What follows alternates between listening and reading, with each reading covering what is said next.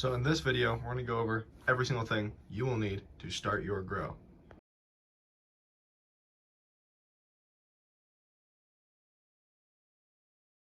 Items you will need is your liquid culture or your spore print syringe. You want gentle paper tape or gentle paper, 3M. You do not want cloth tape or anything else. It needs to be microport.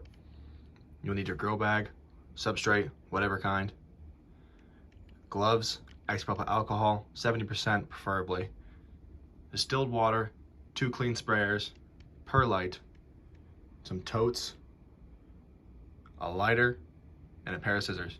We're going to be going over both methods in this video, grow bag and the Benz rice. With these, we are not going to be throwing into bulk substrate. We're going to go straight from this bag to fruiting. In this video, we're also going to be talking about how to build your own monotub at home so you don't have to go and spend $60 for a plastic tote. All these supplies, it should run you about where you get your grow bag and your spores. I'll link everything in the description besides the spores, just because I don't feel safe listing that on YouTube. So first off, I'm gonna get everything out of the way.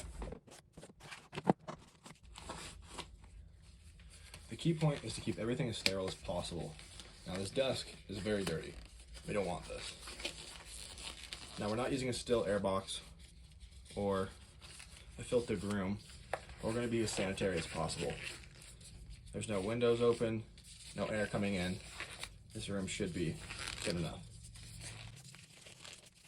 We're going to start off by spraying 70% isopropyl alcohol. The reason why 70% is better than any higher variety is because it doesn't evaporate off the surface as fast. Don't worry about getting this stuff everywhere, because it will not hurt the mushrooms in whatsoever.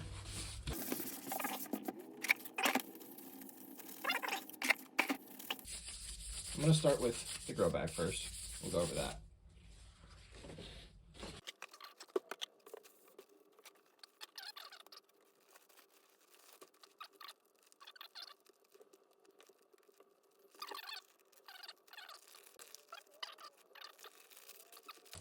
Start off by spraying our patch in the bag.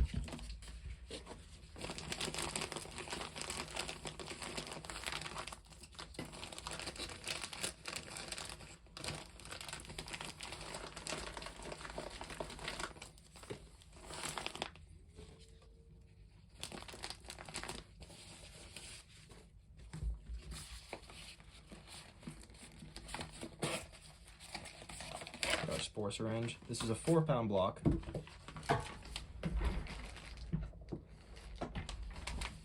And it advises that we use 5 milligrams or 5 cc of the solution.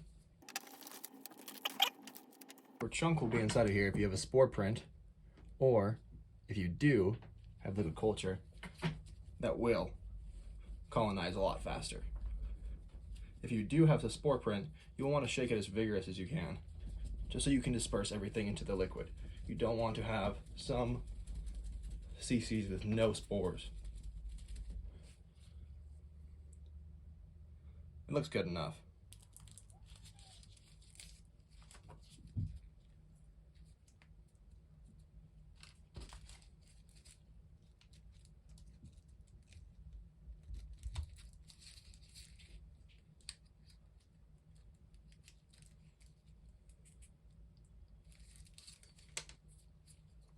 There we are.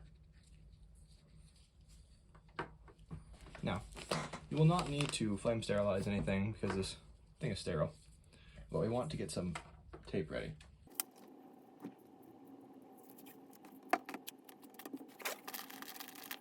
Here we go. We're going to start inoculation.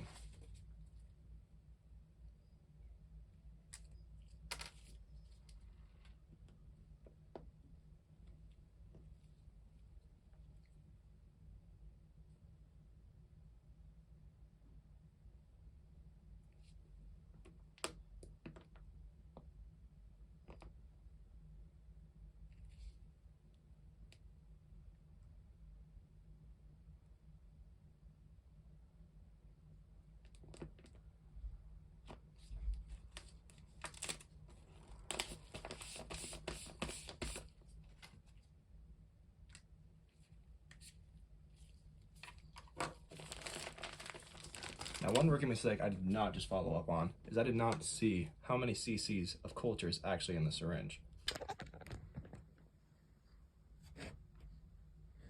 Well, I was just making sure. I did not want to inoculate the block with 7 cc's of spores if it had 12. Most syringes can hold up to 12, but only sell 10. I've gotten a syringe before with 12 in it, so I was not. For some reason, I just wasn't checking the syringe. But I did look it up, 10 cc, so we're good. As soon as we inoculated the block, I put microport tape right over the self-healing.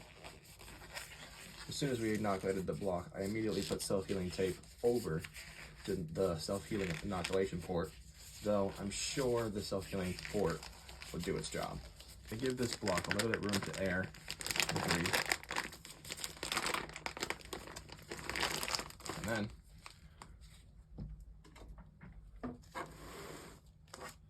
I'm gonna wash down our block. I'm gonna put it right back in here.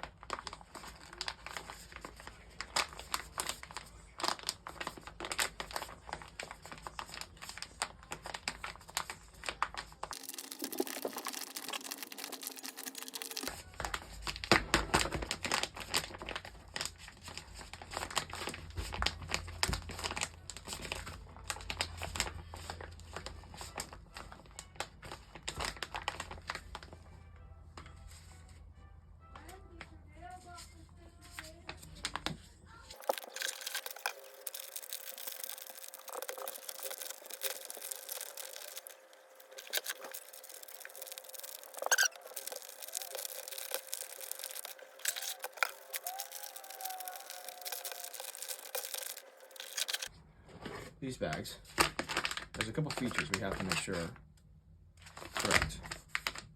First off, we're going to spray our bag as best as we can.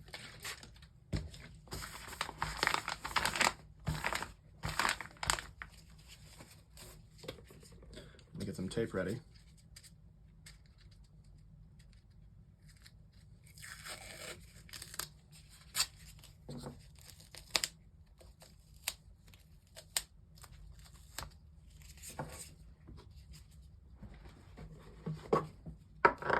We're going to flame sterilize.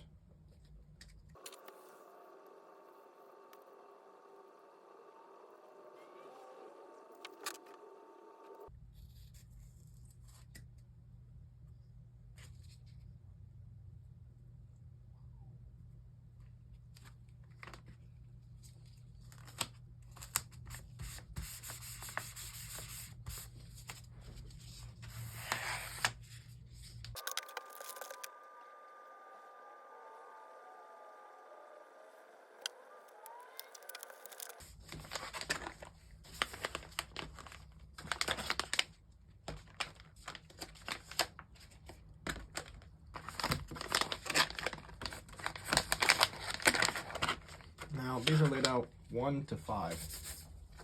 This is gone. There's one error I see happening. At the end of it, when I sterilized the last time, it seemed that there was a small piece of a spore at the end of it that was catching on fire. Not sure if this has high hopes. I'm sure it'd be fine, it's sterile, but might be a weird mix inside of the substrate. So we're gonna go over their breathing holes in the bags so that they can filter in their carbon and filter out their oxygen. Now, since I have made one mistake, we all make mistakes. This one's good, this one's good, this one's good, and this one's good. I'm not sure about this one.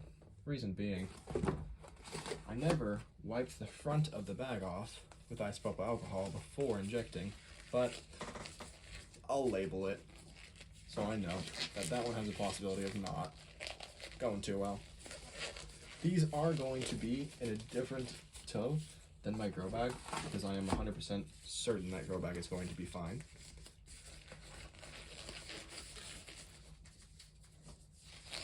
We're gonna go over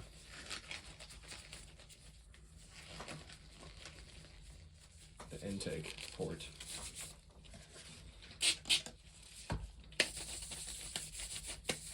People say you should get another needle.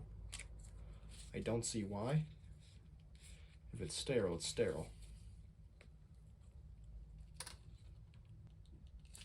Now that this is sterile and hot, I'm gonna let it cool down a little bit, but you still want it to be a little hot. What we're going to do is make a puncture. This has a lot of rice in it, so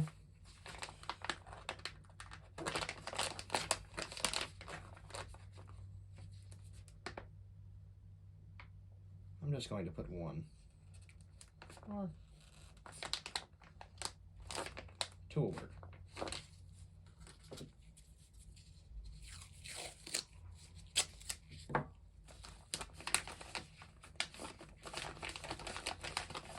Put 2 holes in the top and mask it off. That's my one that I'm sure might has some possibility of contamination.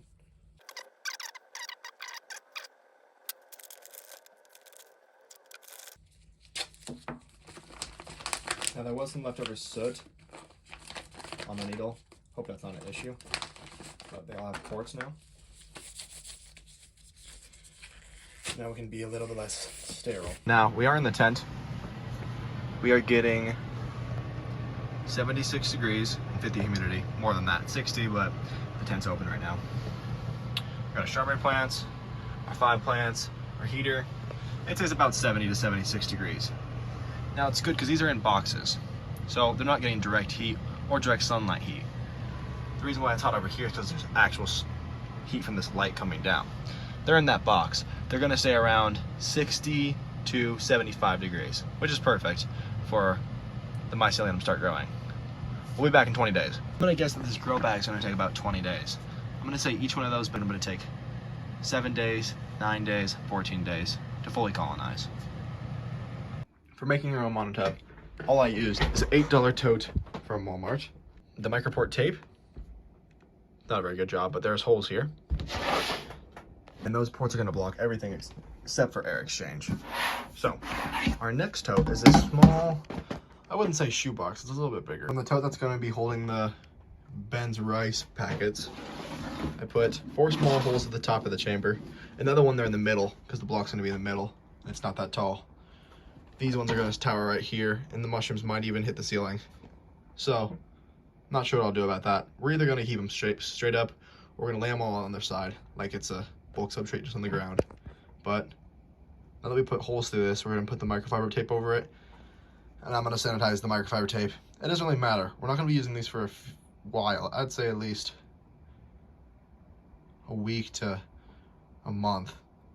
So we'll sanitize it when the time comes. Now they have their patches. I do patch inside and outside just because this stuff is very breathable. And there is a lot of ports on this tank. But yes, this lid is not clear, so we're not going to be able to have it like this in the tent. It's gonna be like this. We're going to put perlite down. We're not gonna put excess water. We're just gonna soak the perlite, put it down, then tinfoil, and the rest of it. I'll explain to you guys how to set up your monotub for fruiting once we get to that point. Now that there's nothing else to do, I'll be back in 7 days.